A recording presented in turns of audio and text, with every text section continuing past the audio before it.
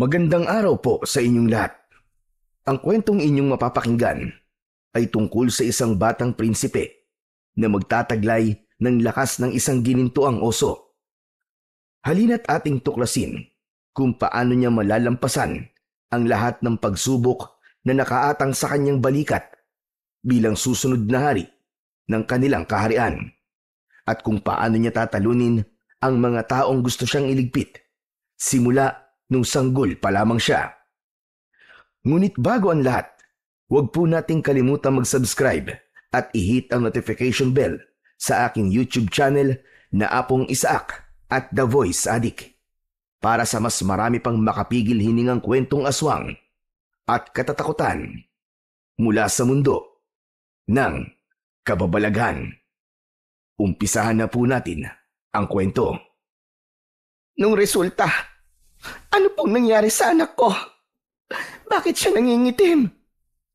Sunod-sunod na tanong ni Lilith sa kaharap niyang doktor matapos nitong suriin ang 3 buwang gulang niyang sanggol. Nang magsalita ang doktor ay nawindang siya sa naging tugon nito. Ayon dito, may sakit sa baga ang kanyang anak at hindi na magtatagal ang buhay nito. Dagdag pa nito, wala na umano itong magagawa para iligtas ang bata. Nang makaalis ang doktor, ay umiiyak niyang nilapitan ang anak at kinarga. Nang mga sandaling yun, ay walang katumbas na sakit ang kanyang nararamdaman. Hindi niya matanggap na mawawala sa kanya ang pinakamamahal na anak. Bigla siyang tumigil sa pag-iyak nang meron siyang maalala. Dali-dali siyang lumabas ng kanyang silid at nilapitan si Damian, kanang kamay ng kanyang yumaong asawa. Sunduin mo si Crispin. Ngayon din mismo. Masusunod, mahal na Reyna. Kaagad itong umalis sa harapan niya para sundin ang kanyang ipinag-uutos. Habang hinihintay na dumating si Mang Crispin, ay buhat-buhat niya ang kanyang anak. Matalik na kaibigan ng kanyang lolo at kilalang albularyo at manggagamot sa kanilang lugar. Ang matandang ipinapatawag niya. Umaasa siyang may magagawa ito para mabago ang kapalaran ng kanyang sanggol. Makalipas ang ilang oras na paghihintay, dumating din sa wakas ang kanyang panauhin. Kaagad itong lumuhod at nagbigay pugay nang makita siya. Ano ang may paglilikod ko sa inyo, mahal na Reyna? Lilith na lang po, Mang Crispin. Ipinatawag kita dahil kailangan ko ng tulong mo. Parang awa mo na. Gumawa ka ng paraan para humaba pa ang buhay ng aking anak. Pinatignan mo na ba ang sanggol sa doktor? Kagagaling lang ng doktor dito kanina. Ang sabi niya, may sakit daw sa baga ang aking anak at hindi na magtatagal ang kanyang buhay. Muli na namang naging emosyonal si Lilith matapos maalala ang sinabing yun ng doktor. Kung yun ang sabi ng doktor, wala na akong magagawa. Lilith, hindi hamak na mas marami silang kaalaman pagdating sa panggagamot kumpara sa akin. Marahil nga ganon, pero may mga bagay kang kayang gawin na hindi nila kayang gawin. Nakikiusap ako sa iyo, Mang Crispin. Iligtas mo ang aking anak. Napabuntong hininga ang matanda dahil sa sinabi niyang yon. Isa lang ang naiisip kong paraan para mailigtas siya. Subalit hindi natin alam kung ano ang posibleng maging resulta nun sa hinaharap. Sabihin niyo, Mang Crispin, ano ho yun? Kilalang bayani ng lugar natin ang lolo mo. Dahil sa kanya at sa kakayahan niyang taglay, nagkaroon tayo ng kapayapaan. Bakit niyo po biglang naungkatan tungkol kay Lolo at sa mutya niya? Sinilyapan muna ni Mang Crispin ang kanyang anak bago nito sinagot ang tanong niya. Dahil kakailanganin natin ang tulong ng lolo mo at ng kanyang kapangyarihan para gumaling ang iyong anak. Natigilan si Lilith sa kanyang narinig. Labis ang kanyang pagtataka. Matagal nang namayapa ang kanyang lolo. Kaya paano pa nito sila matutulungan? Pero Mang Crispin, Matagal na pong wala si Lolo. Alam ko, Lilith. Ang ibig kong sabihin, kakailanganin natin ang bangkay ng lolo mo. Sana lang tama ang hinala ko. Nabuo pa rin ang katawan niya hanggang ngayon. Ngunit Mang Crispin, ilang taon nang lumipas simula nang mawala si Lolo. Posible pa rin po ba yun? Posible. Lalo na't nananalaytay sa mga ugat niya ang dugo ng gininto ang oso. Kapag nailipat natin yon sa katawan ng anak mo, magagawa natin siyang mailigtas. Yun ay kung papayag ka, nahukayin natin ang bangkay ng lolo mo. At kung sakaling pumayag ka, sasabihin ko na sa iyo kagad ngayon pa lang na hindi ko pwedeng gawin ang ritual dito sa loob ng palasyo. Kailangan mong dalhin ang bata at ang bangkay ng lolo mo sa bahay ko mismo. Natahimik si Lilith at nag-isip kung tama bang gawin niya ang sinasabi ni Mang Crispin. Nang tumingin siya sa kanyang anak, bigla siyang nakapagdesisyon. Payag na po ako sa gusto niyong mangyari, Mang Crispin. Siguraduhin lang po ninyo. Nagkagaling ang aking anak. Hindi pwedeng malaman ng mga taga-Banwa ang gagawin natin ito. Masyado nilang tinitingala ang lolo mo. Baka magkaproblema sa oras na malaman nilang ipapahukay mo ang bangkay niya. Lalong-lalo na si Marcos. Baka unahan ka pa niyang hukayin ang bangkay ni Marcelino sa oras na malaman niyang pwede palang maisalid sa ibang katawan ang kapangyarihan na nasa katawan ng lolo mo. Makakaasa po kayo na wala akong ibang pagsasabihan. Hihintayin ko kayo sa Biyernes. Yun ang pinakamagandang araw para sa gagawin nating ritual dahil kabilugan yun ng buwan. Tumango si Lilith bilang pagsang-ayon sa sinabi ng matanda. Darating po kami ng anak ko, Mang Crispin. O siya, sige. Aalis na ako, kamahalan. Ikaw na ang bahalang gumawa ng dahilan kapag may nagtanong sa'yo kung bakit ako nandito. Opo, ako na pong bahala. Mag-iingat po kayo. Inihatid ni Lilith hanggang sa labas ng kanyang silid ang matanda at nag-utos sa isang tauhan nito na naroon na ihatid si Mang Crispin pauwi. Ilang segundo pa lamang matapos niyang isara ang pintuan ng kanyang silid ay may narinig siyang katok mula sa labas. Sinenyasan niya ang naroroong taga-silbi na buksan ang pintuan. Hindi nga siya nagkamali ng akala kung sino ang nasa labas matapos niyang makita si Marcus. Anong kailangan mo? Sabihin mo na kagad dahil gusto ko nang magpahinga. Inilibot muna nito ang paningin sa loob ng kanyang silid bago nagsalita. Gusto ko lang namang malaman na kung bakit nagpunta rito si Mang Crispin. Inaasahan na ni Lilith na yun ang itatanong nito kaya hindi na siya nagulat. Masama ang pakiramdam ko kaya ipinatawag ko siya para tignan ako. Bakit? May problema ba? Wala ba siyang ibang sinabi sa'yo? Maliban sa mga dapat at hindi ko dapat gawin para mabilis akong gumaling, wala na. Bakit ang dami mong tanong? Masama ba kung magpatawag ako ng isang manggagamot? Siyempre hindi. Bilang isang reyna, dapat lang na siguraduhin mo palagi na nasa maayos ang kalusugan mo. Mahirap na. Baka bigla ka na lang matulad kay Kuya Marcelo. May sasabihin ka pa ba?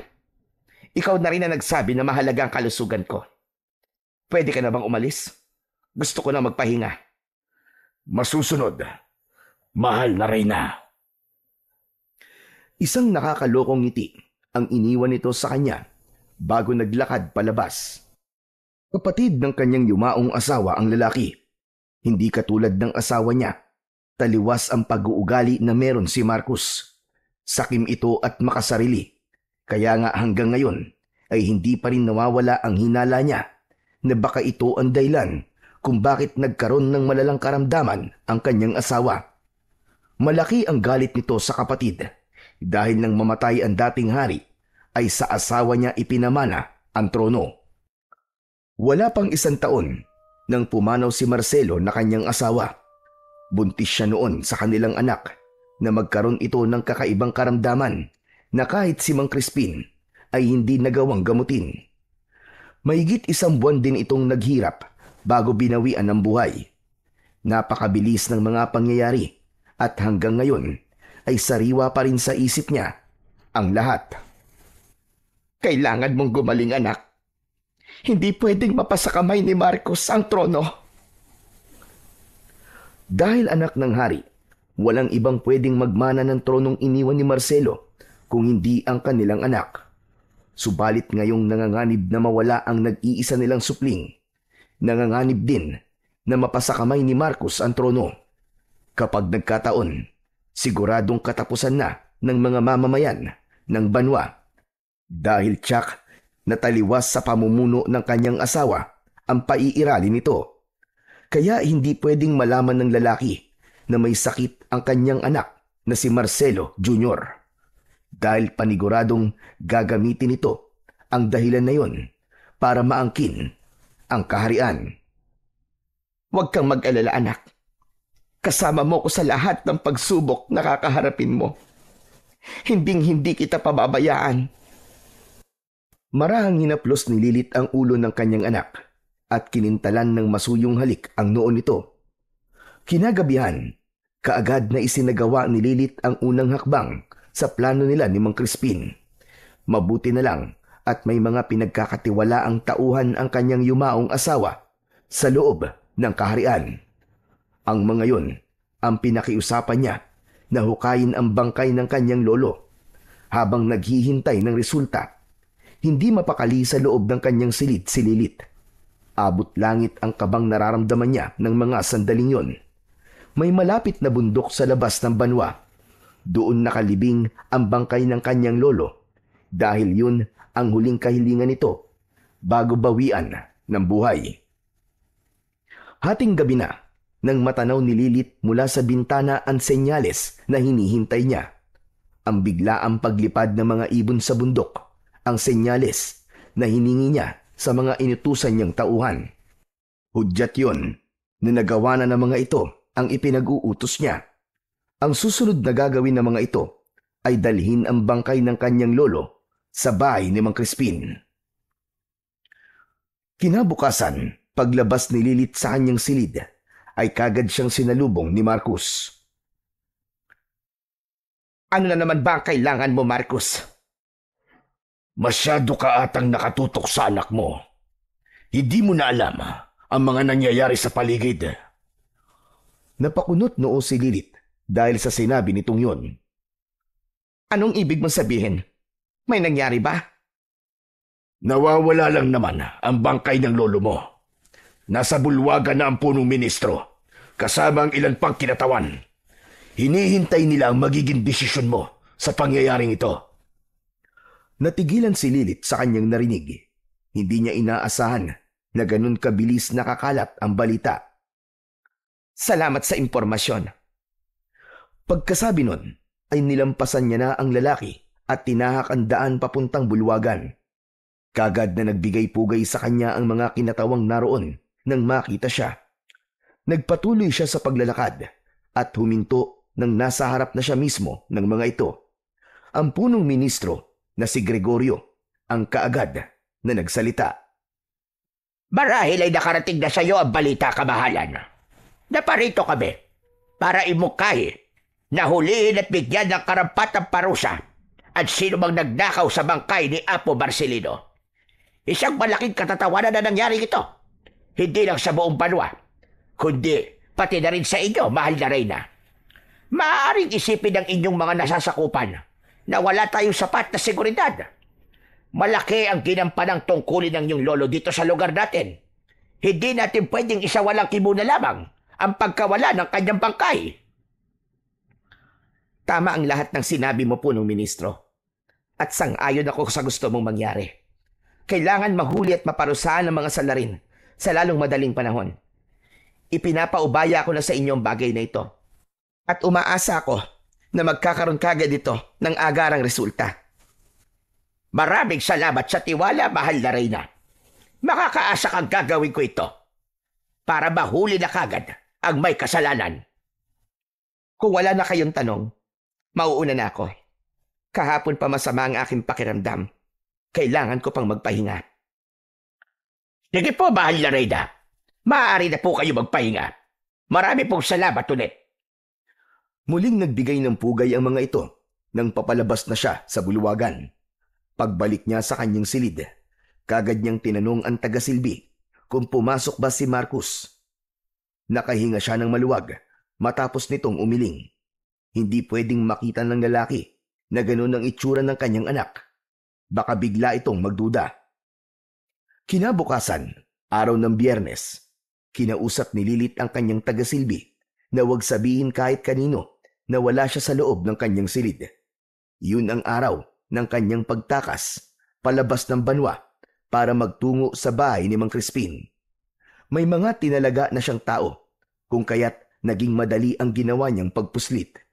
Sumakay sila ng kanyang anak sa isang karwahe ng mga gulay palabas ng kaharian.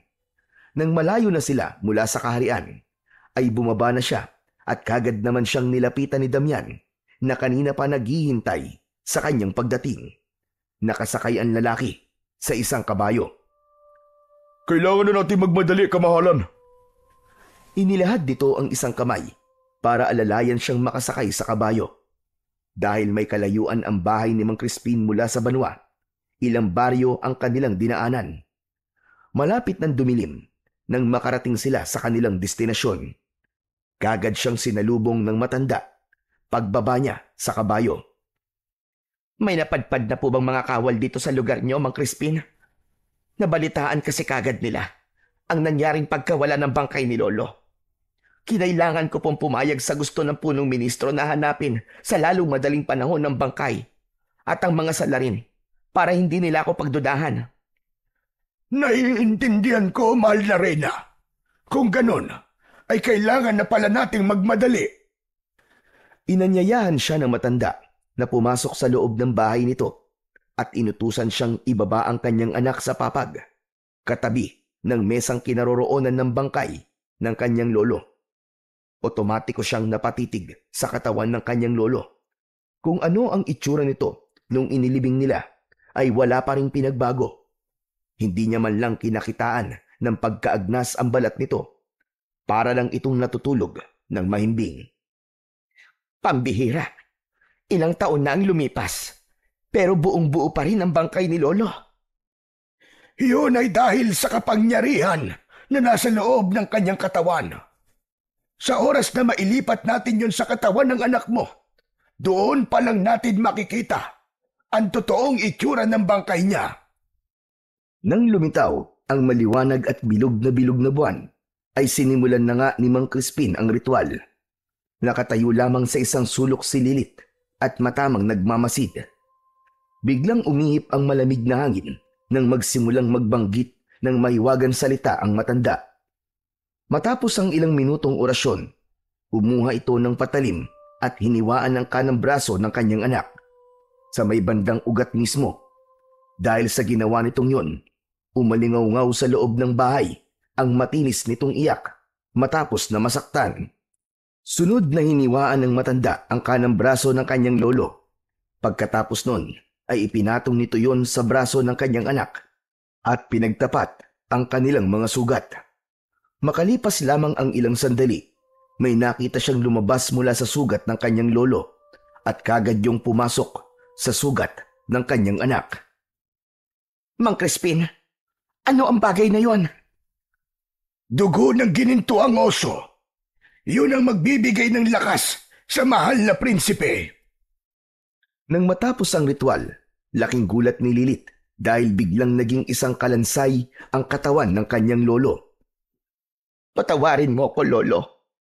Ginawa ko ito dahil kailangan kong iligtas ang aking anak. Siya na lang ang meron ako. Sigurado ko naiintindi ang kanya kamahalan. May malalim kang dahilan. Isa kang ina. Kahit sinong magulang, gagawin ang lahat para sa kanilang anak. Maraming salamat po sa tulong niyo, Mang Crispin. Tatanawin ko po itong isang malaking utang na loob.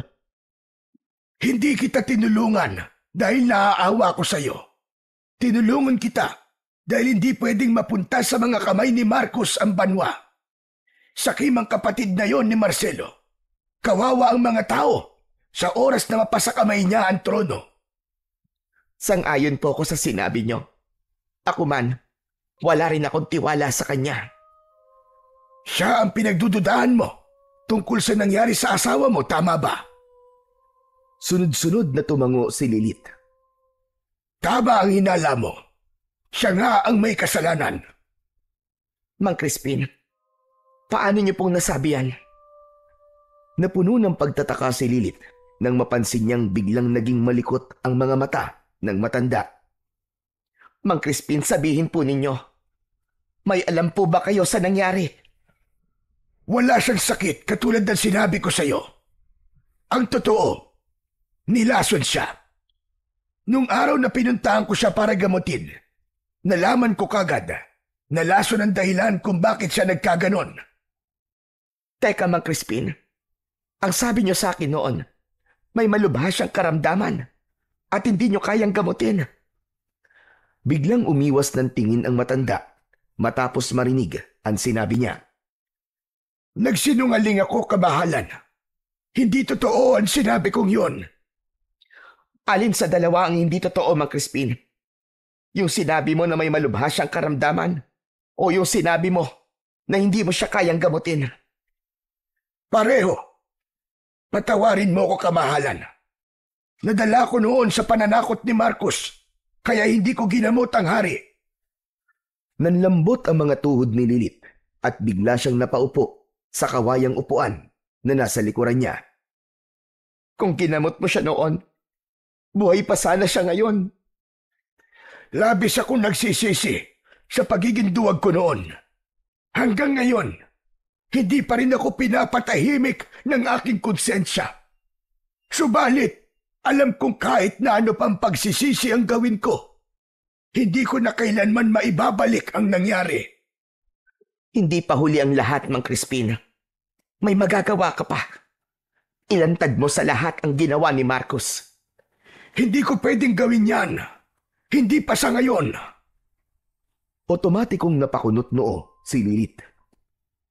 Bakit hindi, Mang Crispin? Dahil malakas ang kutob ko na hindi siya nag-iisa. Kung gusto talaga natin magkaroon ng hustisya ang nangyari kay Marcelo, kailangan muna nating alamin kung sino-sino ang iba pang kasama ni Marcos. Hindi niya yun magagawa ng mag-isa lang. Sinasabi niyo ho ba na may iba pa siyang kasabwat sa loob ng kaharian? Ganun na nga. Kaya kailangan mong magdoble ingat. Dumako muna ang tingin ni Mang Crispin sa kanyang anak bago muling nagsalita. Kamahalan, kung nagawa niyang patayin ang sarili niyang kapatid, magagawa niya rin yun sa anak mo. Naikuyom ni Lilith ang kanyang mga kamao bago nagsalita. Hindi ako papayag na mangyari yon, Mang Crispin. Gagawin ko ang lahat para maprotekta ng anak ko, kahit buhay ko pang maging kapalit. Binuhat ni Lilith ang kanyang anak at tinitigan. Hindi nakaligtas sa kanyang mga mata ang biglaang pagbabago ng itsura nito. Wala na ang dating nangingitim nitong mga labi at ang namumutlang kulay ng balat. Ngayong nasa katawan na niya ang dugo ng gininto ang oso na pagmamayari ng lolo mo, lalaki siyang kakaiba kumpara sa mga normal na bata. Mang Crispin, magiging bayani rin ba siya katulad ni Lolo? Hindi ko yan masasabi sa ngayon. Dalawa lang ang pwede niyang kahantungan. Ang maging katulad ng lolo mo o maging isang halimaw na oso. Gagawin ko ang lahat, Mang Crispin, para hindi mangyari yon. Gagabayan ko siya sa abot ng aking makakaya. Malalim na ang gabi, mahal na Reyna. Kailangan niyong makabalik sa kaharian bago sumikat ang araw. Ngunit, Mang Crispin, paano itong bangkay ni Lolo? Malalagay kayo sa panganib sa oras na makita nila ito rito. May malapit na ilog dito. Doon ko na lang itatapon ang mga buto niya. Yun ang pinakamaganda nating gawin dahil masyado ng delikado kung ibabalik pa natin ito sa kanyang libingan. Nalungkot si Lilith sa kanyang narinig, subalit wala na siyang magagawa. Kayo na po ang bahala, Mang Crispin. Maiintindihan naman siguro ko ni Lolo. Sige na, umalis na ho kayo. Ako nang bahala rito. Marami pong salamat sa tulong niyo, Mang Crispin. Hinatid na sila ng matanda sa labas at hinintay na tuluyang makaalis bago muling pumasok sa loob ng bahay nito. Habang nasa daan, ay lihim na nagdarasal si Lilith na sana ay walang makakita sa kanila. Makalipas ang ilang oras, nakabalik sila ng ligtas sa kaharian. Bago magliwanag, ay nasa loob na ulit siya ng kanyang silid. Kinabukasan, ipinabatid sa kanya ng isa sa mga taga-silbi na gusto siyang makausap ng punong ministro. Kaya naman lumabas siya at nagtungo sa malawak na hardin para paunlakan ang lalaki. Kaagad ditong tumayo sa pagkakaupo at nagbigay galang nang makita siya. Gusto mo raw akong makausap? Tungkol ba ito sa bangkay ni Lolo? Walang kaugnayan sa lolo mo kung bakit kita gustong makausap, mahal na Reyna. Kung ganon, anong dahilan? Simula nang isilang mo ang prinsipe, hindi pa namin nakita na inilabas mo siya sa inyong silid.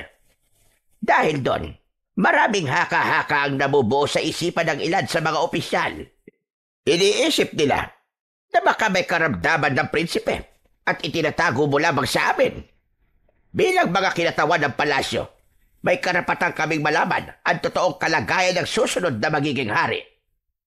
Nakipagtitigan muna si Lilith sa kanyang kausap bago ito nagsalita.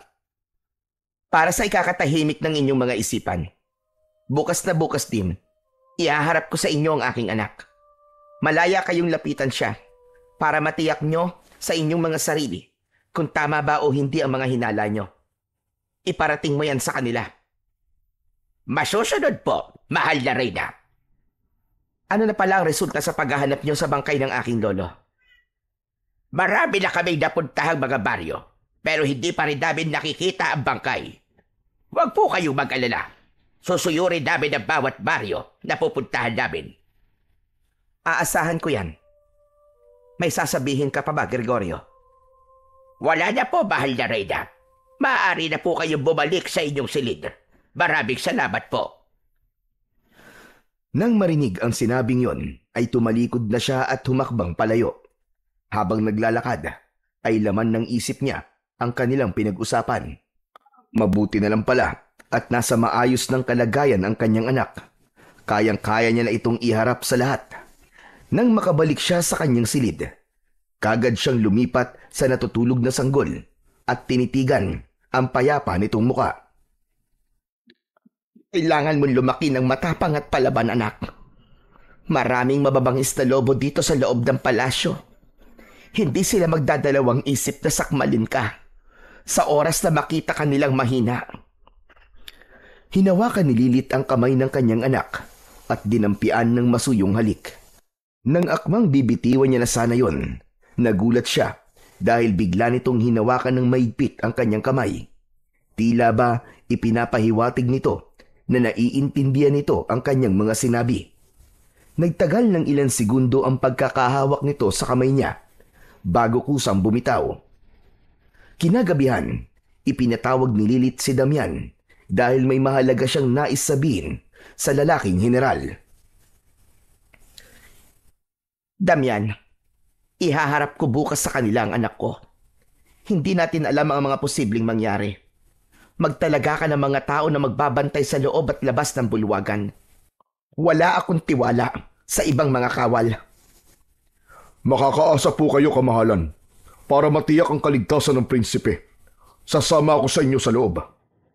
Maraming salamat, Damian. Sige na, magpahinga ka na. Tumayo ang general at nagbigay galang muna bago lumabas ng kanyang silid. Kanang kamay ng kanyang yumaong asawa ang lalaki, kaya malaki ang tiwala niya rito. Nung nabubuhay pa ang kanyang asawa, ay paulit-ulit nitong sinasabi na bukod sa kanya, ang lalaking general ang pangalawang tao na labis nitong pinagkakatiwalaan sa loob ng palasyo. Ilang beses na rin niyang nasaksiyan kung gaano katapat si Damian sa pumanaw na hari. Kinabukasan, katulad na napag-usapan nila ni Gregorio, Dinala niya sa bulwagan ng kanyang anak para iharap sa mga kinatawan ng palasyo. Tumayo siya sa harapan ng mga ito at nagsalita. Nakarating na sa akin ang inyong mga hinaing patungkol sa aking anak. Marami sa inyo nagdududa at iniisip na meron siyang karamdaman, kaya hindi ko siya inilalabas. Ngayon, para magkaroon kayo ng pagkakataon na kumpirmahin ng inyong mga hinala, malaya kayong lumapit at tignan siya. Isa-isang nagsilapitan ang mga ito upang makita sa malapitan ang kanyang anak. Saktong malapit na silang matapos nang biglang bumukas ang pintuan at mula roon ay iniluwa si Marcus. May ganito na palang ganap, pero wala man lang nagsabi sa akin. Kung hindi ko pa narinig sa mga bulong-bulungan sa labas, hindi ko malalaman. Tsuhin ako ng mahal na prinsipe, pero mas nauna pa siyang makita ng mga opisyal. Hindi pa naman huli ang lahat, Marcus. Nandito pa kami, kaya pwede ka nang lumapit ngayon din para makita ang anak ko. Naglakad palapit sa kanya ang lalaki at huminto nang nasa tapat niya na mismo. Tinitigan nito ang karga-karga niyang sanggol at kalaunan ay ngumiti. Mahal na Reyna, hindi mo ba ipapakita sa amin ang katawan niya? Paano namin matitiyak na talagang walang karamdaman ng mahal na prinsipe kung mukha lang niya ang nakikita namin? Tama ba ako, punong ministro? Otomatiko siyang tumingin kay Gregorio. Nang magsalita ito. Ganun na nga, kabahalan. Mas matitiyak na bawat isa sa atin dito na nasa maayos ang kalusugan ng prinsipe kung makikita natin ang kanyang katawan. Dahil sa sinabing yun ng punong ministro, kaagad namang sumang-ayon ng ilan sa mga kinatawan. Inaasahan na ni Lilith na magiging agresibo ang mga ito, subalit hindi niya pa rin maiwasang makaramdam ng galit. Gayunpaman, mas pinili niya pa rin maging kalmado. Humarap siya kay Damian at inutusan ang lalaki na alisin ang telang bumabalot sa katawan ng kanyang anak. Muli, isa-isang nagsilapitan ang mga opisyal upang suriin ng tingin ang sanggol. Siguro naman ay mapapanatag na ang inyong mga isipan mula ngayon. Maraming salamat sa konsiderasyon, mahal na Reyna. Nais lang namin matiyak na maayos ang kalusugan ng susunod na hari. Hindi niya pinansin ang sinabing yun ng punong ministro. Sa halip, tinignan niya si Marcus. Sana masaya ka na makitang malusog ang iyong pamangkin. Oo naman, kamahalan. Batid ni Lilith na malayo sa katotohanan ang sinabi nitong yun. Gayunpaman, hindi na lang siya umimik. Nang patapos na ang pagtitipon, isa sa mga opisyal ang biglang naglabas ng patalim at tumakbo palapit sa kanilang mag-ina. Subalit bago pa man yung tuluyang makalapit, ay kagad na humarang sa kanila si Damian at naglabas ng espada. Kusang napahinto ang lalaki at binitiwan ng hawak na kutsilyo. Nilapitan ito ni Damian at inalis ang taklob sa ulo gamit ang dulo ng kanyang espada. Hindi ka kabilang sa mga opisyal. Sino ka? Bago pa man makapagsalita ang lalaki, ay nilapitan na ito ni Marcus at walang sabi-sabing pinugutan ng ulo gamit ang espada nito. Tinangka niyang sakta ng prinsipe. Dapat lang yan sa kanya. Pagkasabi nun, ay tinignan siya nito. Ayos ka lang ba, kamahalan? Nang makabawi sa pagkakabigla, ay saka lang nagawang makapagsalita ni Lilith. Hindi mo muna dapat siya pinatay. Hinayaan mo muna siya sanang sagutin ang mga tanong ni Damian. Ginawa ko lang ang dapat kong gawin, mahal na Reyna. Higit na mahalaga ang kaligtasan ng prinsipe kaysa sa ano pa mang bagay. Sag-ayon ako sa sinabi mong yan, kamahalan. Dapat lang na maparusahan kagad ng sino mang magtatangkang gawa na masama ang ating mahal na prinsipe. Hindi na muling nagsalita pa si Lilith. Sapat ng malinaw niyang nakikita kung ano ang kasalukuyang nangyayari. Alam niyang kaya yung ginawa ni Marcus para pigilan ang lalaki sa pagsasalita. Mahal na Reyna, maaari na kayong bumalik sa inyong silid. Maraming salamat sa pagpapaunlak niyo sa amin. Tikom pa rin ang bibig na naglakad palabas ng bulwagan si Lilith.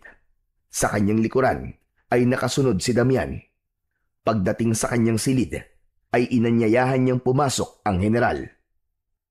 Tungkol sa nangyari sa loob, sa tingin ko, sinadya yung gawin ni Marcus para hindi makapagsalita yung lalaki. Alam ko yon, Damian. At hindi na yon nakakagulat. Anong balak mo ngayon, mahal na Reyna? Wala. Maliban sa panatilihing ligtas ang anak ko hanggang sa dumating siya sa tamang edad. Kahit alam na natin ngayon kung sino ang kalaban, hindi pa rin tayo pwedeng kumilos ng basta-basta dahil hindi natin alam kung sino pa sa palasyo ang mga kakampi niya.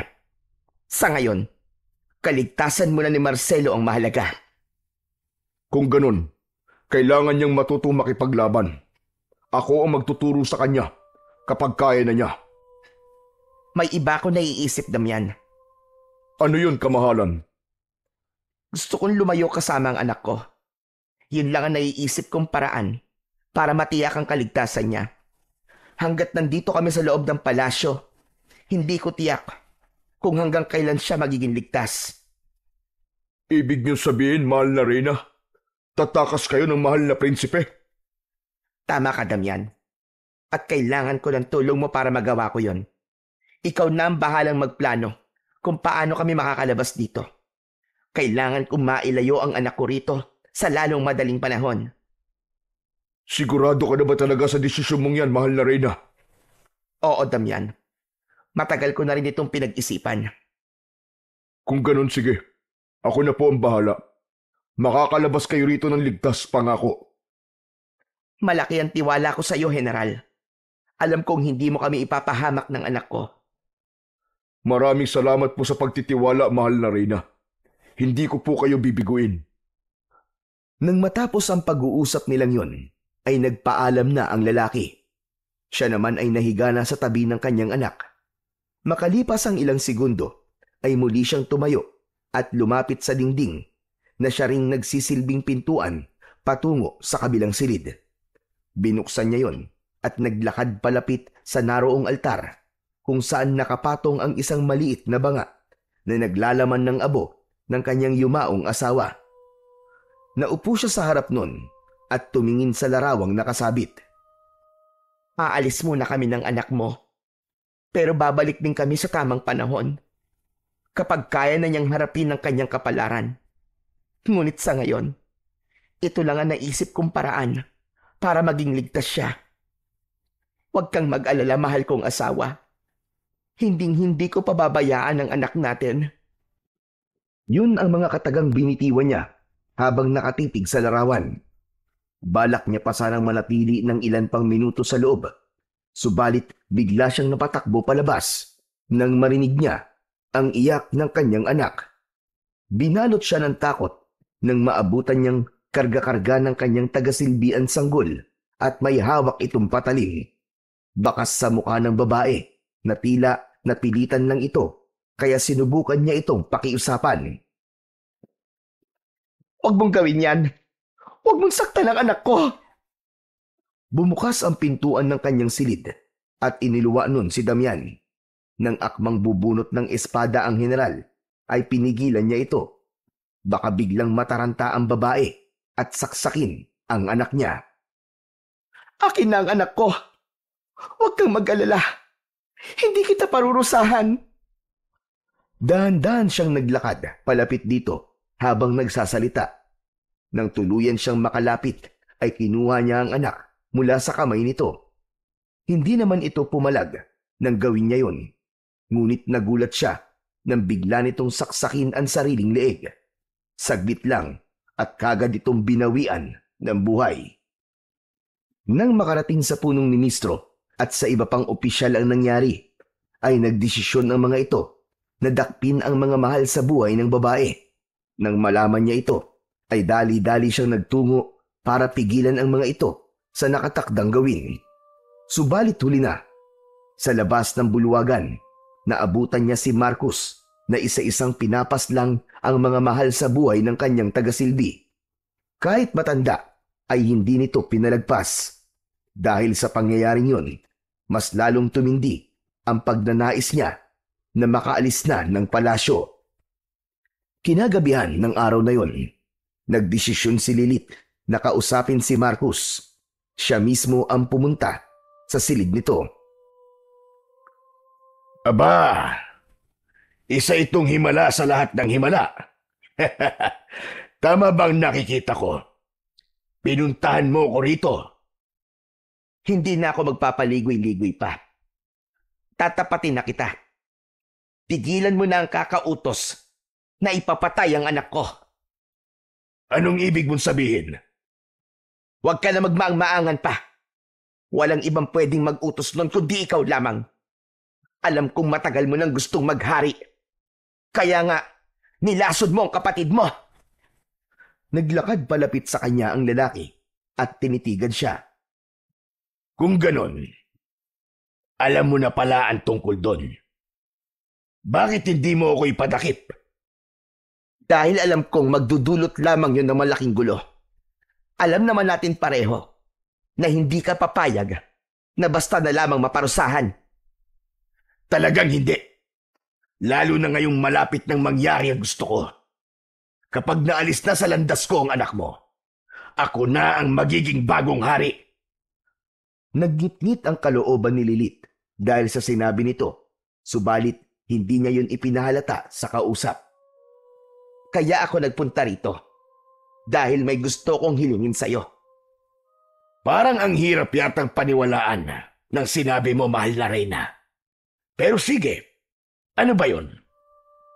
Gusto kong hayaan mo kaming makaalis dito ng anak ko at mamuhay ng normal sa labas, sa malayo. Kapag wala na kami rito, matutupad na ang gusto mo.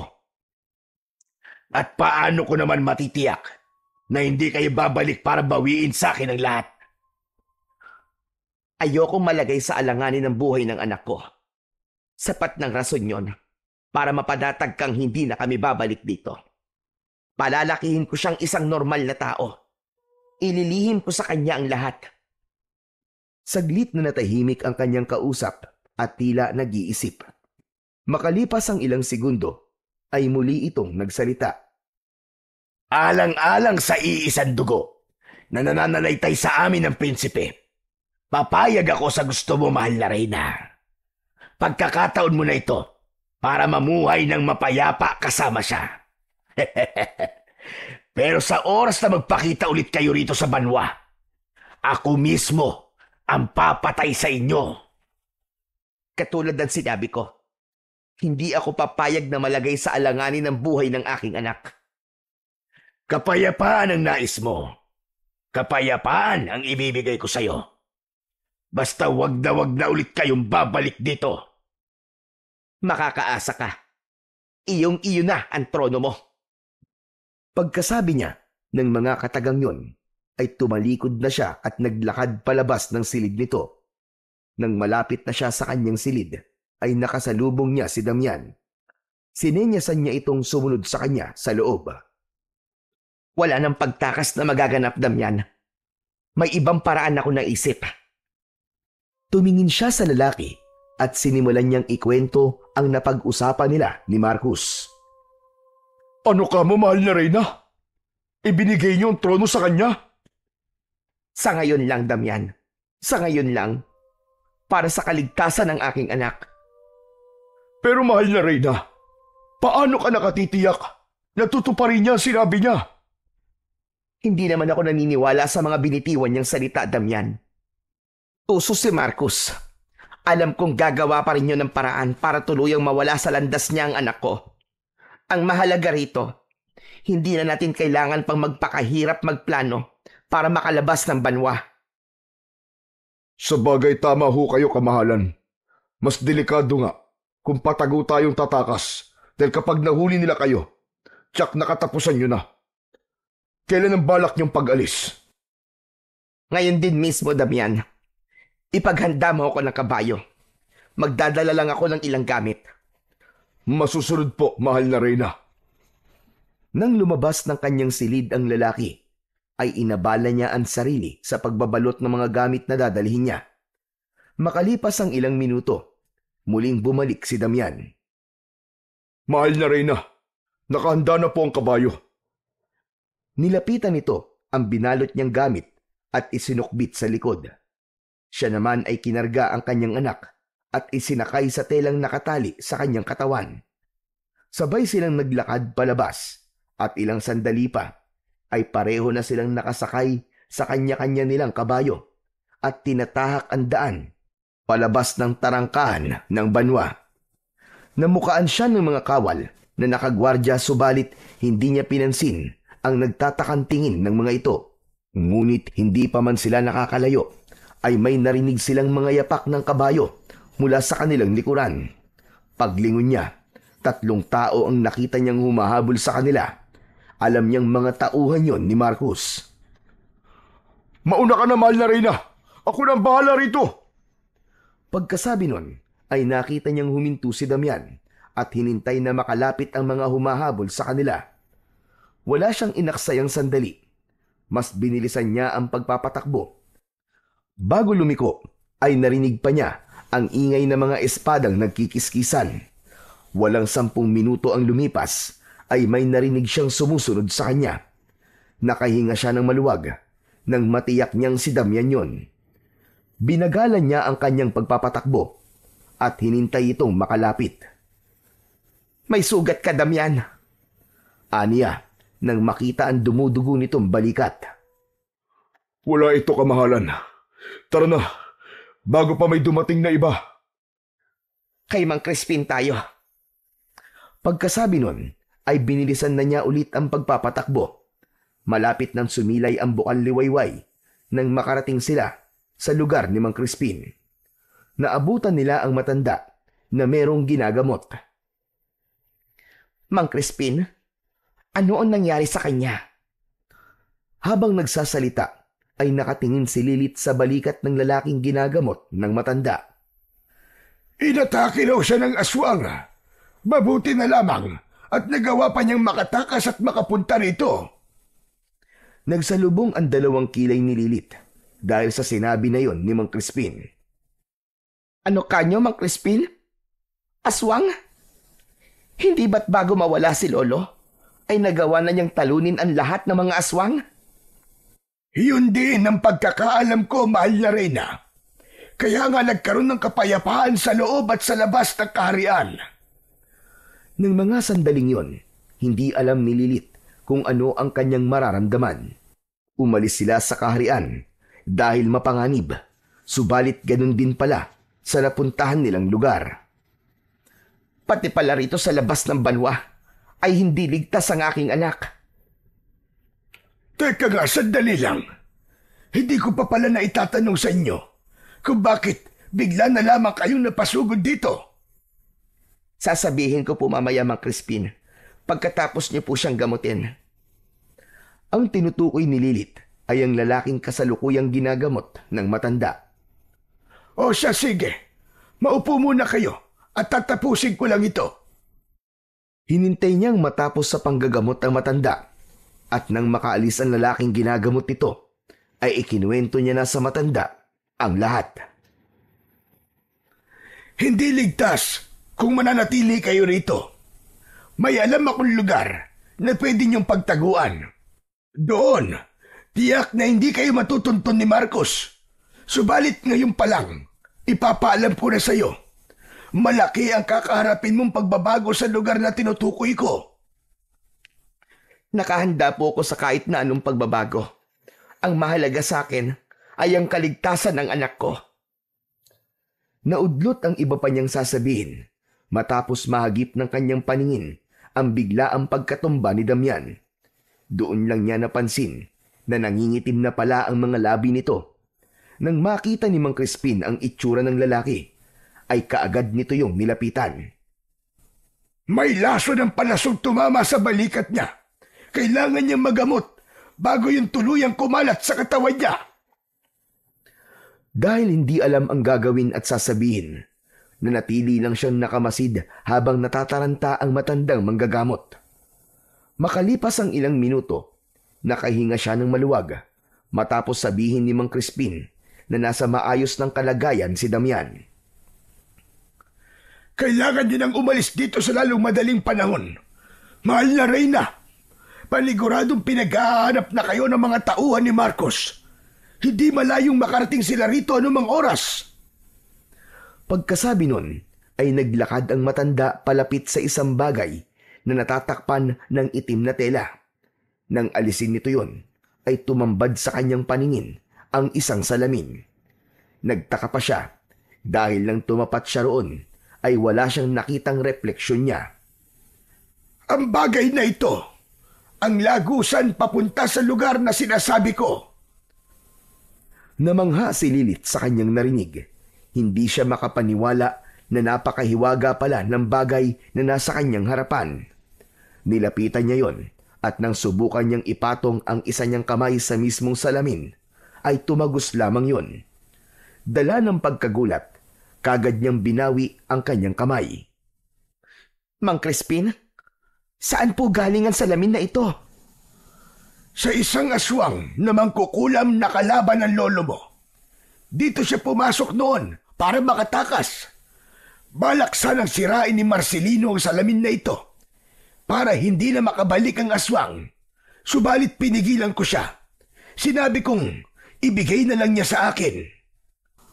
Natigilan si Lilith sa kanyang narinig. Ibig sabihin, nandun ang aswang na yon sa lugar na pupuntahan namin?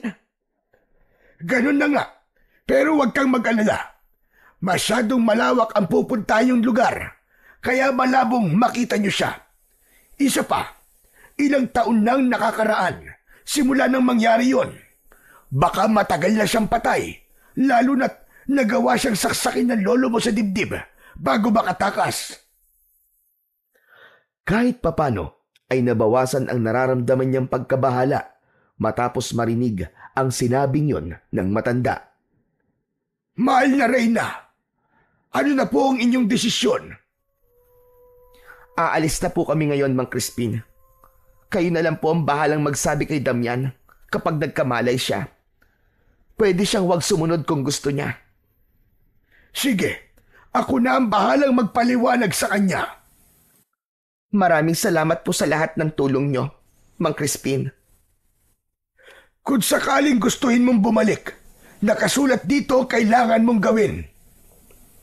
Isang blankong papel at maliit na bote na may kung anong laman ang ibinigay nito sa kanya. Kailangan mo lang basahin ang papel na yan gamit ang likidong nasa loob ng bote para mabasa ang nakasulat. Nag-aalangan man, ngunit tinanggap pa rin yon ng mahal na Reyna. Paalam, Mang Crispin.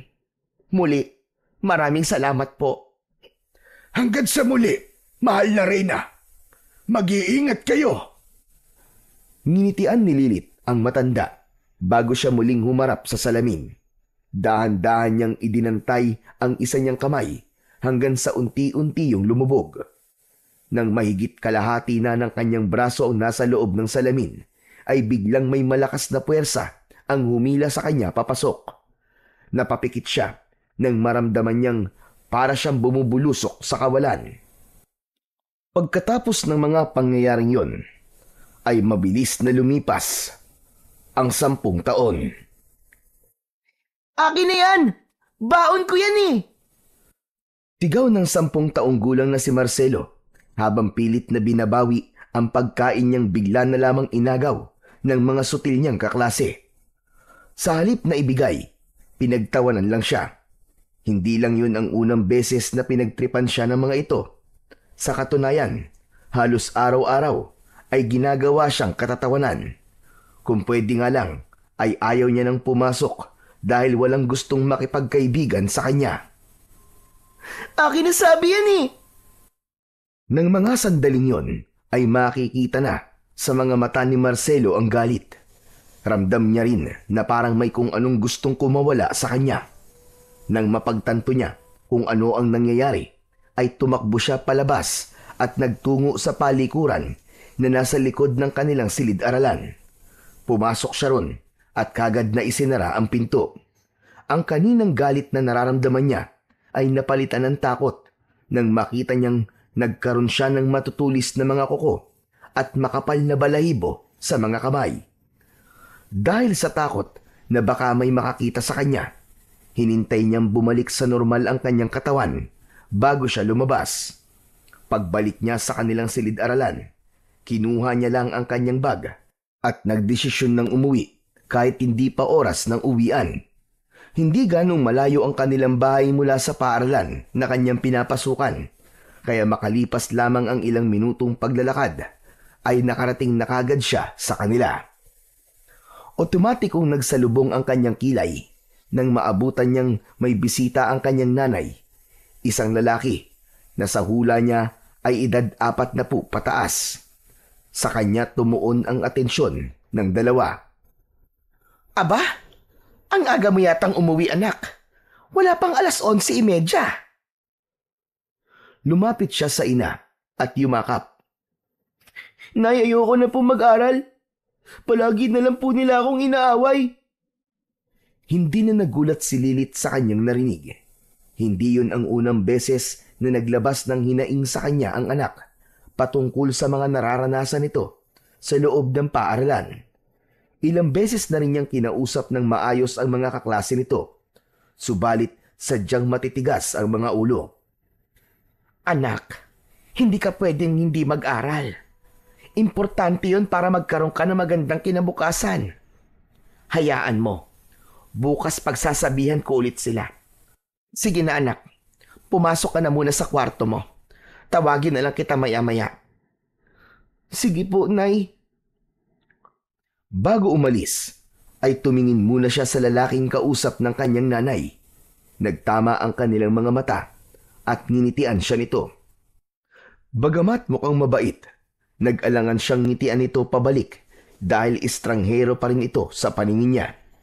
Pagpasok niya sa kanilang silid, nagpalit siya ng damit at nahiga muna sa papag habang hinihintay na umalis ang bisitang lalaki. Nang marinig niya itong nagpaalam, ay saka lang siya lumabas. Nay, sino po yung lalaking yun? Isang mabuting kaibigan anak. Damian ang pangalan niya. Bakit ngayon ko lang po siya nakita? At ngayon ko lang po naabutan dito. Madalas nasa eskwela ka kasi kapag dumadalaw siya anak. Ah, kaya po pala. Maiba ko anak. Ano ba talaga ang dahilan at umuwi ka ng maaga? Dati naman kahit inaaway ka ng mga kaklase mo, hinihintay mo pa rin matapos ang klase. Sabihin mo nga sa akin anak, may nangyari na naman ba? Sunod-sunod na tumango si Marcelo bilang pagtugon sa kanyang ina. Ano nangyari anak? May nakakita ba? May sinaktan ka ba? Wala po. Nagkulong lang po ako sa banyo. Ay salamat sa Diyos. Mabuti naman kung ganun ang ginawa mo anak. Pagkasabi nun ay niyakap ni Lilith ang kanyang anak. Nay, ano po ba talaga ako? Bakit kakaiba po ako sa ibang mga bata? Halimaw po ba ako, Nay? Hindi anak, hindi ka halimaw. Kung ganun, bakit po hindi nila ako katulad? Dahil espesyal ka anak. May mga bagay kang kayang gawin na hindi nila kayang gawin. Katulad po ba ng pagkakaroon ng itim na balahibo at matutulis na mga kuko? Kung hindi po ako halimaw, bakit takot na takot kang malaman nila tungkol sa sikreto natin? Dahil natatakot ako na baka hindi ka nila matanggap anak. Baka gawan ka nila ng masama. At kapag nangyari yun, magiging halimaw ako at sasaktan ko sila. Ganun po yun, hindi ba? Hindi ka halimaw anak. At hindi mangyayari yon. Paano niyo po natitiyak? Kanina lang po ay gusto nang kumawala ng pagiging halimaw ko at gusto ko na silang saktan lahat. Pero nagawa mong pigilan ang sarili mo anak, hindi ba? Dahil hindi ka masamang tao. Pero hanggang kailan ko po kayang pigilan ang sarili ko, Nay? Paano kung tuluyan na po ako maging halimaw? At baka pati ikaw po ay masaktan ko. Dahil wala nang maisagot ang ginang, iniba na lamang ni Lilith ang usapan. Nagugutom na ako anak. Tara, kumain na tayo. Sige po, Nay. Tamang-tama. Nagugutom na rin po ako. Habang kumakain ay napatingin si Marcelo sa mangilan-ngilang sugat ng kanyang nanay sa magkabilaan nitong mga braso. Maliliit lang ang mga yon, pero umaalingasaw ang masangsang na amoy. Nay, parang dumadami po yata ang mga sugat niyo ah. Isa lang yan nung una, hindi po ba? Oo, anak. Hindi ko nga alam kung na paano ito. Ang kate at kahit anong gawin kong linis, hindi pa rin nawawala ang amoy. Nay, saan niyo po ba nakuha yan? Hindi ko nga rin alam. Wala naman akong maalala na nasugatan ako o ano. Sa pagkakatanda ko, bigla na lamang itong sumulpot. Hindi po kaya tama ang sinabi nung matandang babae sa labas ng simbahan? Baka nga po, totoong may kumukulam po sa inyo. Ano ka ba naman, anak? Huwag kang basta-basta naniniwala sa mga naririnig mo. Baka naman may nakain lang akong bawal pala sa akin, kaya ako nagkakaganito. At isa pa, sino naman na mag-aaksaya ng oras para ipakulam ako? Si Ma'am Gloria po. Ang tinutukoy ni Marcelo ay ang babaeng amo ng kanyang nanay Lilit sa pinagtatrabahuan nito. Pumapasok bilang isang tagaluto sa isang karinderya ang kanyang nanay. Bawiin mo ang sinabi mo, anak. Mabait na tao si Ma'am Gloria. Kita mo naman, halos hindi na ibang tao ang turing niya sa akin. Pati nga ikaw, binibilan ka niya ng laruan, hindi ba? Ewan ko, Nay. Pero iba po ang pakiramdam ko sa kanya. Kahit nung unang beses ko pa lang siya nakita. Sa tingin ko nga po, pakitang tao lang ang kabaitan na ipinapakita niya sa atin eh. Ilang segundong namayani ang katahimikan sa pagitan nilang dalawa bago muling nagsalita si Lilit. Ang mabuti pa, anak. Tapusin mo na yung pagkain mo. May pasok ka pa ngayong hapon, hindi ba? Bukas na lang po ako papasok, Nay. Sabado bukas, anak. Wala kayong pasok. Di sa Lunes na lang po. Papayag ako ngayon, anak. Pero sa susunod na linggo, dapat makumpleto mo na ang 5 araw. Bagamat tutol sa sinabi ng ina, wala siyang nagawa kundi ang sumang-ayon. Opo, Nay. Kinagabihan ng araw na yon, nagising si Marcelo sa kalagitnaan ng gabi dahil sa biglang pag-alulong ng mga aso sa paligid. Pagtingin niya sa kanyang tabi, nagtaka siya dahil wala ron ang kanyang nanay. Dali-dali siyang bumangon at lumabas ng silid. Nay, ano pong ginagawa niyo rito? Tanong niya nang maabutan niya ang ina sa kanilang kusina. Parang walang narinig na hindi siya nito pinansin. Sa halip, naglakad ito papalapit sa kinaroroonan ng mga kutsilyo. Nanlaki ang kanyang mga mata nang makita niyang kumuha ito ng isa. Kasunod nun ay itinaas nito ang kamay na may hawak na patalim. Hindi alam ni Marcelo kung paano nangyari, pero bago pa man dumantay sa katawan nito ang hawak na bagay, ay mabilis na siyang nakalapit at nahawakan ang braso nito. Nagawa niya yung maagaw nang walang kahirap-hirap. Ang sumunod na nangyari ay bigla itong nawalan ng malay at bumagsak sa saig. Dahil sa pangyayaring yon, hindi na siya nakatulog. Bandang 3:00 ng madaling araw, nagulat siya dahil may isang itim na ibon ang bigla na lamang dumapo sa bintana nila. Palagi kasi yung nakabukas kahit gabi para pumasok ang sariwang hangin sa loob ng kanilang silid. Nang magtama ang mga mata nila ng ibon, parang bigla itong natakot at kagad na lumipad. Kinaumagahan, bakas ang pagtataka sa muka ng kanyang nanay nang makita siya nitong nagbabantay sa tabi. Anak, anong nangyari? Bakit parang ang sakit ng katawan ko? Nagtaka si Marcelo sa kanyang narinig. Nay, ibig sabihin wala po kayong maalala? Maalala ang alin, anak? Ano ba talagang nangyari? Hindi ko rin po alam kung ano nangyari. Basta nakita ko na lang po kayo sa kusina kagabi. Sa kusina? Anong ginagawa ko ron? Saglit na nanahimik si Marcelo. Iniisip niya kung sasabihin niya pa ba ang nangyari o hindi na. Anak, bakit hindi ka makasagot? Ano ba talagang nangyari kagabi? Nay, kumuha po kayo ng kutsilyo at nagtangkang magpakamatay. Mabuti na lang po at nagawa ko kayong pigilan. Nagulat si Lilith sa kanyang narinig. Ginawa ko yon, anak. Pero bakit wala akong maalala?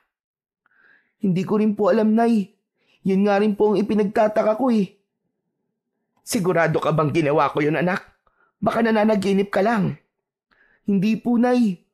Totoo pong nangyari yun. Hindi na muling nagsalita pa si Lilith.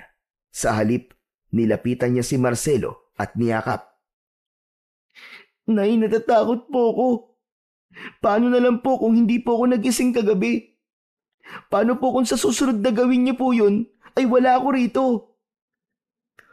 Nanatiling walang imik si Lilith. Sinubukan niyang isipin ang nangyari, pero wala talaga siyang maalala. Dahil doon, isang desisyon na ang nabuo sa isip niya. Tumayo siya at lumapit sa tokador at may hinalungkat sa loob nun. Hinahanap niya yung papel at bote na ibinigay noon sa kanya ni Mang Crispin bago siya umalis. Nay, ano pong hinahanap niyo dyan? Huminto sa paghalongkat si Lilith nang makita niya ang hinahanap. Inilagay niya pala yon sa isang maliit na kahon. Ito anak. Inilabas niya ang mga yon at pinakita kay Marcelo. Ano po mga yan, Nay? Sa halip na sagutin ang tanong ng anak, binuksan niya ang maliit na bote at maingat na pinatakan ng laman nun ang papel na ipinatong niya sa papag. Makalipas ang ilang segundo, lumitaw na ang nakasulat doon. Binasa niya yun isa-isa at nang matapos ay bigla na lang may lumitaw na lagusan sa kanilang harapan. Walang pagdadalawang isip na hinawakan niya sa kamay si Marcelo at sabay silang pumasok. Makalipas ang ilang minutong pagbulusok nila sa gitna ng karimlan, ay bigla na lamang silang bumagsak. Inaasahan ni Lilith na sa mismong bahay ni Mang Crispin sila babagsak, subalit laking gulat niya nang mapagtanto kung saan sila tumagos. Nasa loob sila ng palasyo, sa silid niya mismo. Nay, nasan po tayo? Ano po yung butas kanina? Ano po ba nangyayari? Mamaya ko na ipapaliwanag sa iyo, anak. Kailangan na muna nating makalayo rito. Walang paglagyan ang kabang nararamdaman ni Lilith ng mga sandaling yon. Siguradong katapusan na nila pareho kapag may nakakita sa kanilang dalawa. Dahan-dahan niyang binuksan ng pinto at nang matiyak na walang kawal na nakabantay sa labas, ay kagad niyang hinila si Marcelo. Ilang metro pa lang ang natatakbo nila nang biglang may 3 kawal na humarang sa kanilang daan. Nang makilala siya, ay kagad na humugot ng espada ang 3 at itinutok sa kanila. Akala ni Lilith ay katapusan na nila, subalit sa isang iglap ay bigla na lamang bumagsak ang 3 kawal. Pagtingin niya sa katawan ng mga ito ay may nakabaon na pana sa dibdib at ulo. Paglingon niya sa pinanggalingan ng pana, nakita niya si Damian na papalapit. Muntik na akong mahuli. Patawad, mahal na Reyna. Nagtaka si Marcelo sa kanyang narinig. Subalit bago pa man siya magkaroon ng tsansa na magtanong, ay hinila na siya ng kanyang nanay at muli silang tumakbo. Kasabay nila ang lalaking tinawag nitong Damian. Nang huminto sila para magtago, ay nilapitan siya nito. Hawakan mo ito. Kapag may lumapit, huwag ka magdadalawang isip na gamitin yan. Kailangan nating makakuha ng kabayo. Natulala si Marcelo nang iabot nito sa kanya ang hawak nitong espada. Gayunpaman, tinanggap niya pa rin yun kahit hindi niya alam kung paano gamitin kung sakali. Makalipas ang ilang sandali, 2 kawal ang nakasakay sa kabayo ang napadpad sa kinaroroonan nila. At nang tuluyang makalapit ay kagad na sinunggaban ng lalaki ang isa sa mga ito. Nang bumaba ang isa pang kawal mula sa kabayo para tulungan ng kasama nito, ay mabilis siyang lumabas sa kanyang pinagtataguan at humarang sa daan nito. Hinugot niya ang hawak na espada at inihanda ang sarili sa susunod na mangyayari. Nang sumugod ang kawal, ay kagad siyang natumba matapos niyang sanggain ang atake nito. Dahil doon, nabitiwan niya ang hawak niyang armas. Muli itong kumilos para sana tagain siya, subalit naudlot yun matapos may tumamang patalim sa mismong dibdib nito. Pag-aari ni Damian ang naturang patalim na tumama rito. Kailangan na nating umalis bago pa malaman ni Marcos na nandito kayo. Pagkasabi nun, ay sumakay ang lalaki sa kabayo, sabay lahad ng isang kamay sa kanya. Nag-aatubili niya yung inabot. Nang makasakay siya sa likuran nito, ay sumakay na rin ang kanyang nanay Lilit sa isa pang kabayo. Muli na namang nadagdagan ang tanong sa kanyang isipan, matapos niyang makita kung gaano kagaling magpatakbo ng kabayo ang kanyang ina. Nagtuloy-tuloy ang kanilang pagtakas hanggang sa tuluyan silang makalabas sa isang malaking tarangkahan. Makalipas ang ilang oras na pagtakbo, huminto sila sa tapat ng isang bahay. Isang matanda ang kagad na sumalubong sa kanila at inanyayahan silang pumasok. Sabi ko na nga ba't nasa panganib kayo? Iba ang pakiramdam ko kanina, kaya sinabihan ko si Damian na puntahan kayo. Kung hindi siya nagpunta ron, hindi niya malalaman na nagbukas ka ng lagusan pabalik sa palasyo. Kung alam ko lang po na sa palasyo kami babagsak, hindi ko na po sana ginawa yon. Muntik na kaming mapahamak ng anak ko. Huli na para magsisi. Ang mahalaga ngayon ay nakaligtas kayo. Ano ba ang dahilan at bigla ka na pasugod, mahal na Reyna? Kailangan ko po ang tulong niyo, Mang Crispin. Pagkasabi nun, ay itinaas ni Lilit ang manggas ng suot niyang damit para makita ng matanda ang mga sugat niya sa braso. Isa itong kulang, mahal na Reyna. Kailan pa nangyari ito? Magsasalita pa sanang muli si Lilit, subalit naudlot yun dahil may narinig silang ingay na papalapit. Natuntun nila tayo. Kailangan niyo ng tumakas, kamahalan. Magmadali kayo bago pa nila kayo maabutan. Ikinalulungkot kong sabihin, pero kailangan kong sirahin ang salamin na ito kapag nakaalis na kayo. Yun lang ang paraan para hindi nila kayo masundan. Kailangan niyo po sumama sa kanila. Ako na po bahala rito. Ipinagtutulakan sila ni Damian palapit sa kinaroroonan ng salamin. Labag man sa loob nila, naiwan ang lalaki, ngunit wala silang mapagpipilian. Maraming salamat sa iyo, Damian. Utang namin sa iyo ang buhay namin. Nang mga sandaling yon, alam ni Lilit na posibleng yun na ang huli nilang pagkikita. Hanggang sa huli ay naging isang tapat itong tauhan sa kanya. Nay, ano po mangyayari dun sa lalaking naiwan? Papatayin po ba siya ng mga umahabol sa atin? Sino po ba yun? At saka, bakit mahal na Reyna po ang tawag niya sa inyo? At anong lugar po ba yung pinuntahan natin, Nay? Bakit gusto po nila tayong saktan? Sunod-sunod na tanong ni Marcelo sa kanyang nanay nang makabalik na sila sa kanilang bahay. Ikikwento ko sa iyo ang lahat, anak. Makinig kang mabuti, ha? Mabilis na tumango si Marcelo bilang pagtugon. Nagsimulang magkwento ang kanyang nanay at nakatanga lang siya hanggang sa matapos ito. Hindi siya makapaniwala sa kanyang mga nalaman. Totoo po ba talaga ang lahat ng narinig ko, Nay? Parang ang hirap po kasing paniwalaan. Totoong-totoo, anak. Lahat ng sinabi ko sa iyo ay yun ang naganap. Tumingin si Marcelo sa matandang kasama nila na nagngangalang Mang Crispin, ayon sa kwento ng ina. Totoo po ba ang lahat ng sinabi ni Nanay? Totoo yun, iho. Walang kasinungalingan sa mga sinabi niya sa'yo. Wala naman akong balak na ilihim sa iyo ang lahat, anak.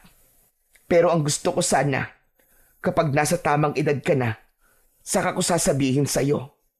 Pero dahil maagang hiningi ng pagkakataon, wala na akong mapagpipilian. Naiintindihan ko na po ngayon kung bakit may kakaiba sa akin at kung bakit palaging dinadalaw ni Kuya Damian si nanay. May dahilan pala ang lahat.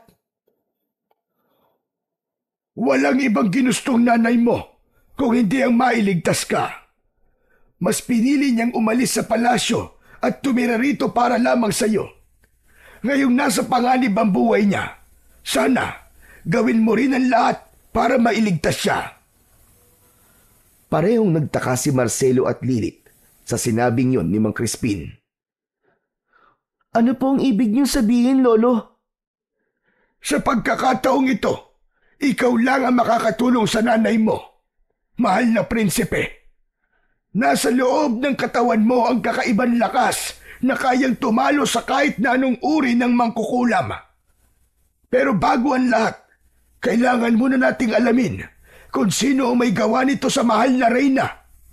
Siya lang ang makapagbibigay sa atin ng lunas na kakailanganin para gumaling siya at ang mga sugat niya sa katawan.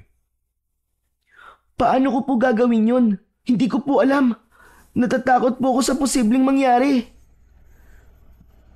Kailangan mong labanan ang takot mo, mahal na prinsipe.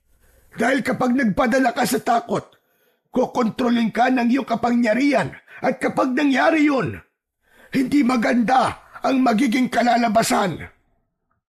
Wala nang ibang paraan para gumaling ako. Baka may alam ka pang ibang lunas, Mang Crispin. Masyadong delikado yung sinasabi mo.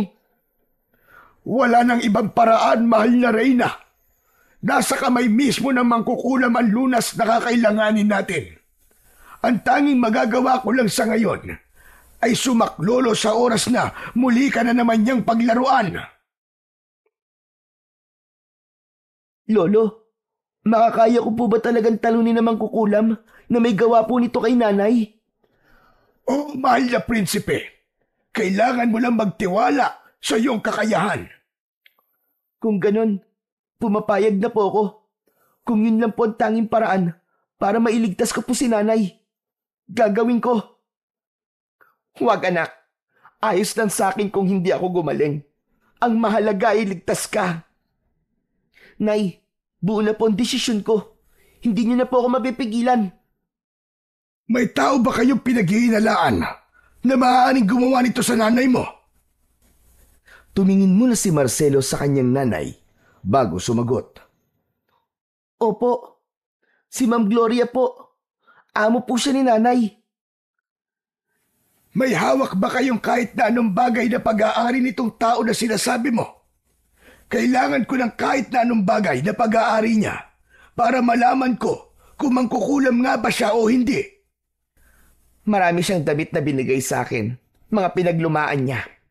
Sa totoo lang, napakabait niya sa akin, kaya parang hindi ko kayang maniwala na siya ang posibleng may gawa nito sa akin.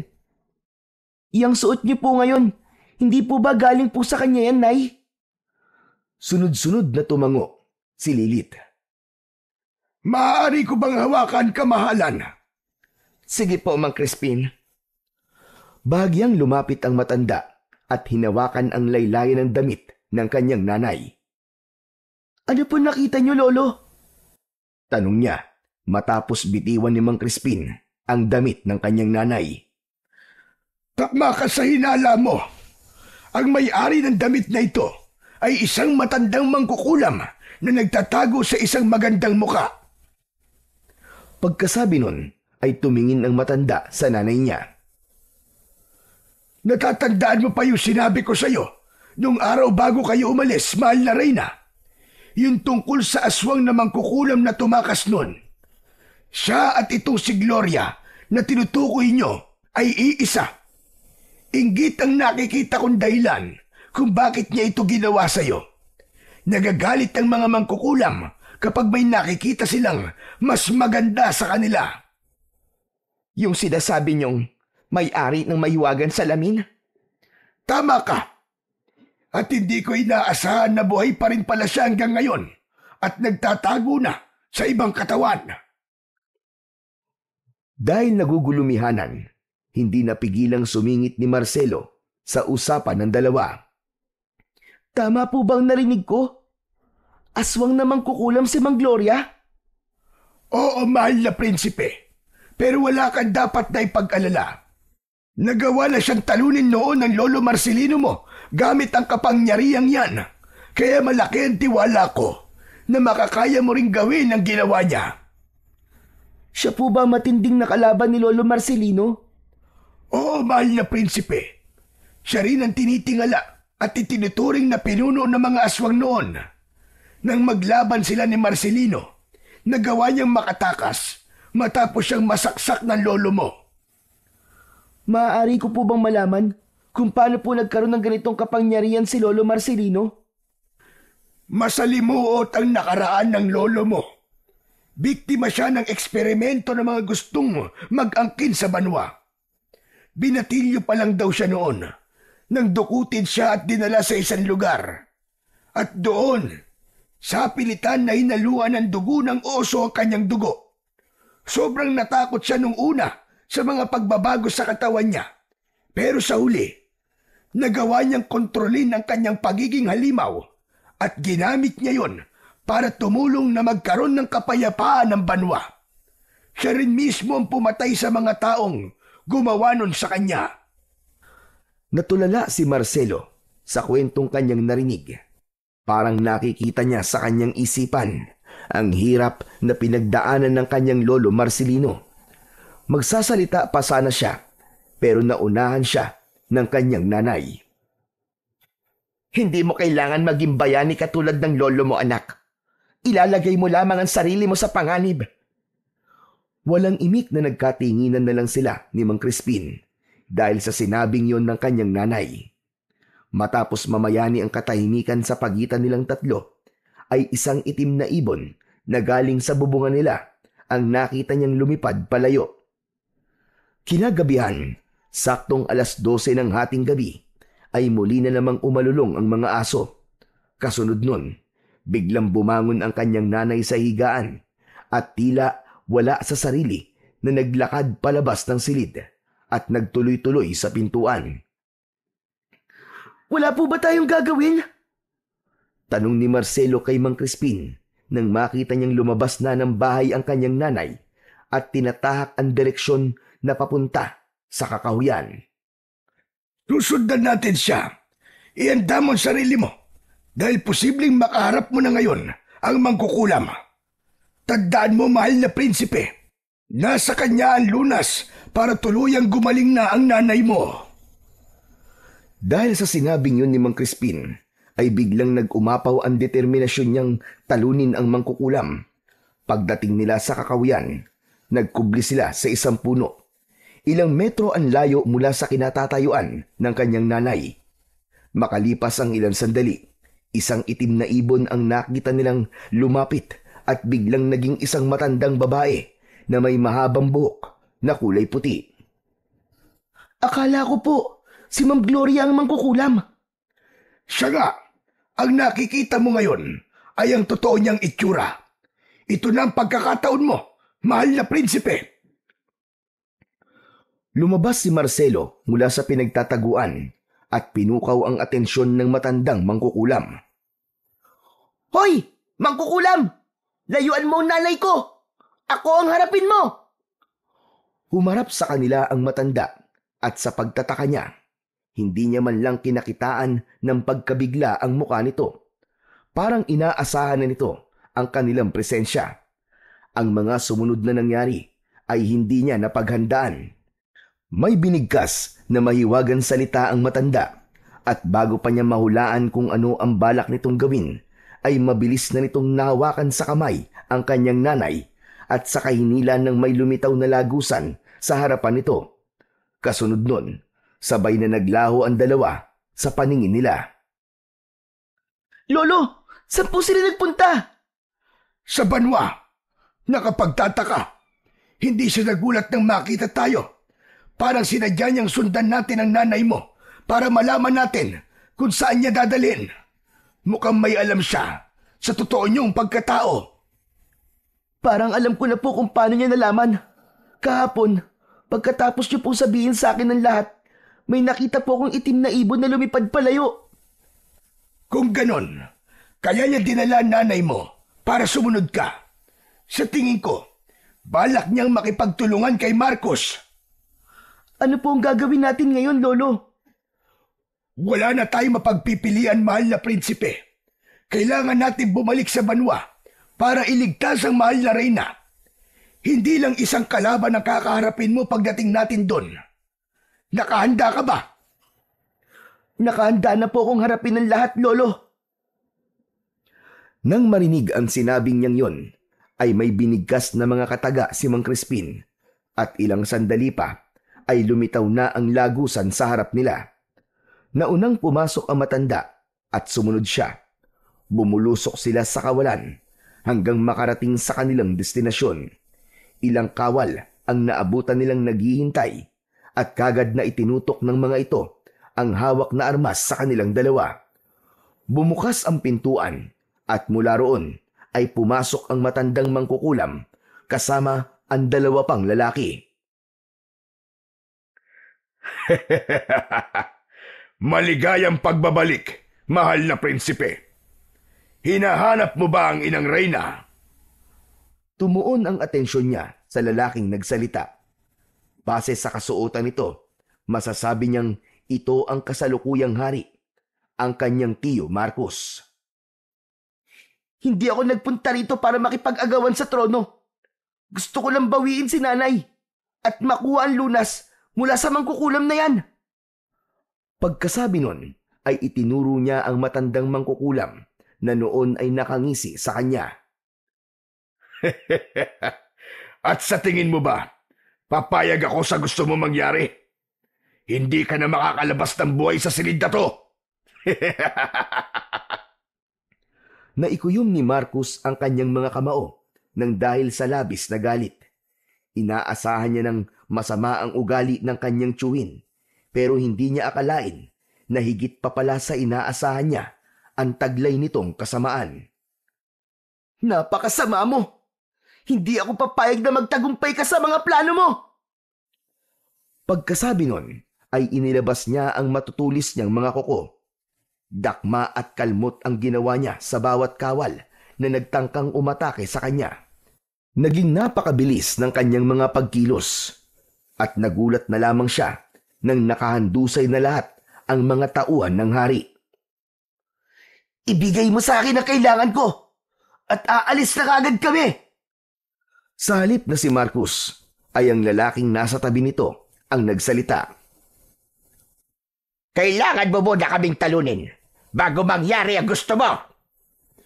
Pagkatapos nitong sabihin ang mga katagang yon, ay bigla itong nagpalit ng anyo at naging isang nakakatakot na nilalang. Dahil hindi nagulat si Marcos sa ginawang yun ng lalaki, duda siyang matagal na nitong alam ang tungkol doon. Magsasalita sana siya, subalit bago pa man niya maibuka ang kanyang bibig, ay naunahan na siya ni Mang Crispin. Napakasama mo, Marcos! Itinuturing mong kalaban ng mga kadugo mo at tinuring mo naman nakakampi ang mga nilalang na sadyang dahilan kung bakit nawala ang mga magulang nyo. Paano mo nagawa ito? Simple lang. Dahil tinulungan nila ako sa mga gusto kong mangyari. Aanin ko ang mga kadugo ko kung sagabal naman sila sa mga plano ko. Napatiim ng bagang si Marcelo sa kanyang narinig. Hindi ka karapat dapat na maging hari. Masyado kang makasarili. Oras na para matapos ang kasamaan mo.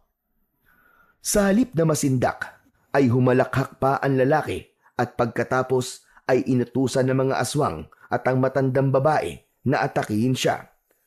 Sinugod siya ng aswang at nagpambuno silang dalawa, kuko sa kuko, lakas sa lakas. Bagamat di hamak na mas malaki ito sa kanya, hindi pa rin siya nagpatinag. Sa kalagitnaan ng paglalaban nilang dalawa, bigla na lang niyang naramdaman na parang may kung anong hindi nakikitang bagay ang pumulupot sa kanyang katawan hanggang sa hindi niya na magawang makagalaw. Sa dulo ng kanyang mga mata, naispatan niya na ang babaeng matanda ang may kagagawan nun sa kanya dahil patuloy sa pagbuka ang bibig nito na may sinasambit na mga salita.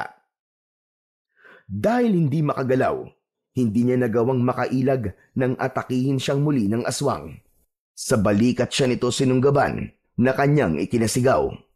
Nakita niyang sinubukang pigilan ni Mang Crispin ang mangkukulam, subalit hindi ito nagtagumpay.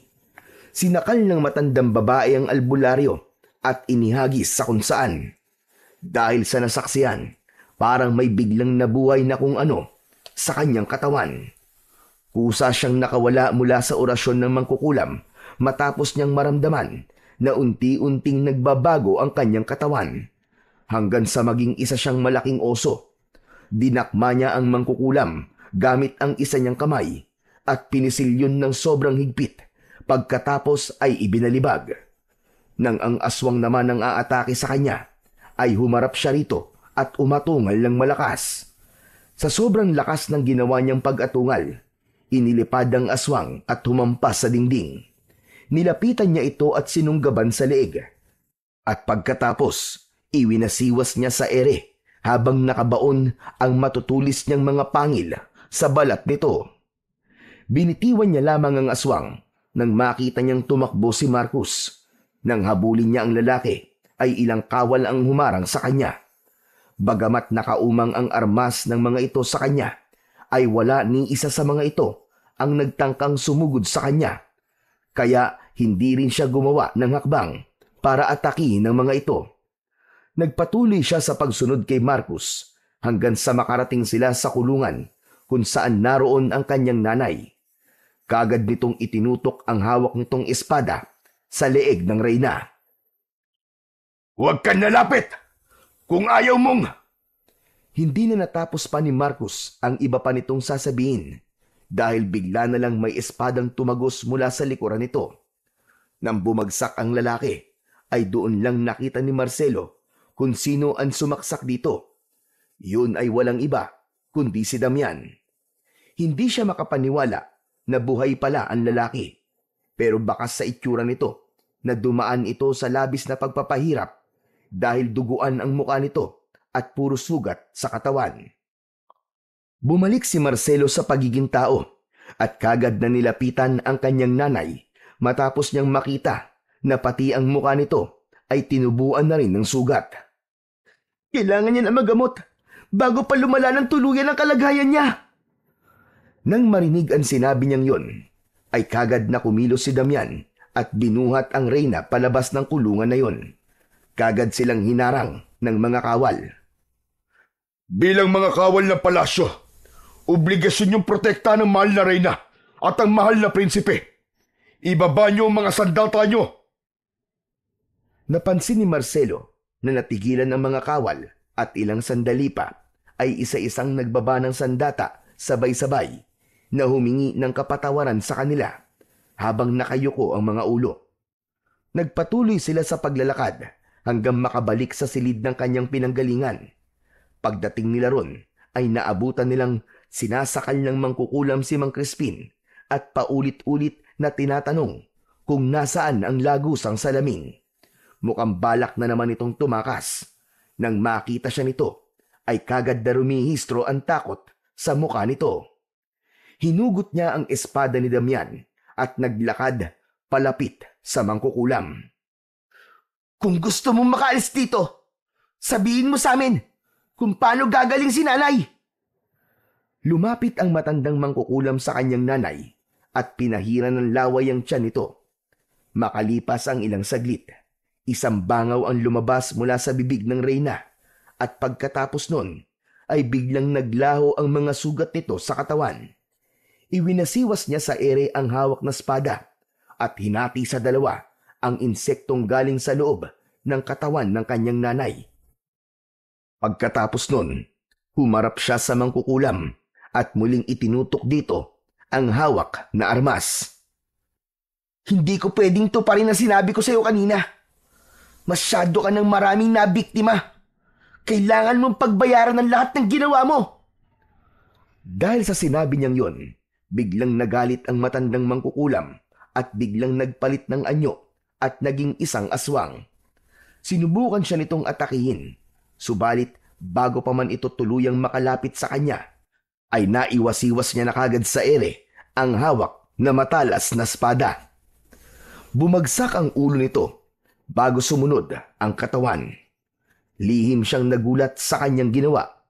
Balak niya lang sana ay tamaan sa kung saan ang aswang.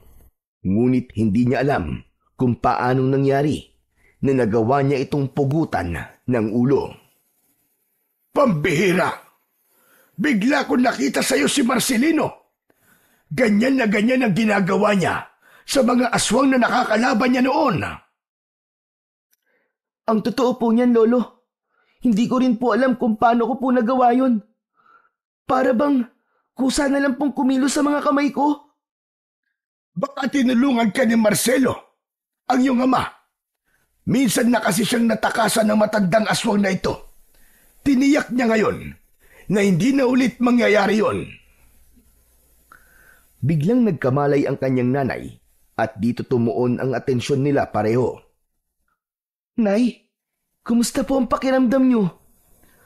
Bago sagutin ang tanong niya, ay tumingin muna ito saglit sa paligid. Anong nangyari? Tama ba itong nakikita ko?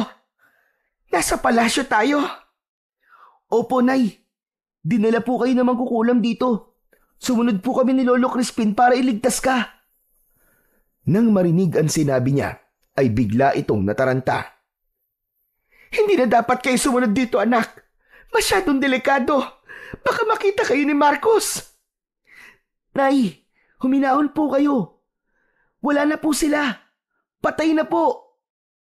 Nagtataka siya nitong tinignan. Anong ibig mong sabihin, anak? Mahabang kwento po, Nay. Ang mahalaga, magaling na po kayo ngayon. Tinignan nito ang sariling mga braso matapos marinig ang sinabi ng kanyang anak. Anak, nagawa mo? Sa halip na sagutin ang tanong ng ina, ay tumingin siya sa bangkay ng aswang. Tumingin din ito doon. Ibig mo bang sabihin, anak? Siya yan? Opo, Nay. Sino yung isa? Tumingin ang reyna sa isa pang bangkay na nasa isang tabi. Dahil hindi alam ni Marcelo ang pagkakakilanlan ng isa pang aswang, kaya tumingin siya kay Mang Crispin. Si Gregorio ang isang yan, mahal na reyna. Ang punong ministro? Siya nga, mahal na reyna. At matagal na palang alam ni Marcos na aswang si Gregorio. Sila marahil ang nasa likod ng mga pag-atake sa labas ng banwa. Mabuti naman at natapos na ang kasamaan nila. Salamat sa Panginoong Diyos. Magkakaroon na ulit ng kapayapaan ng banwa at ang mga tao sa loob at labas ng kaharian. At higit sa lahat, ligtas ka, aking anak. At ligtas na din po kayo, Nay. Pagkasabi nun, ay lumapit siya sa ina at yumakap dito.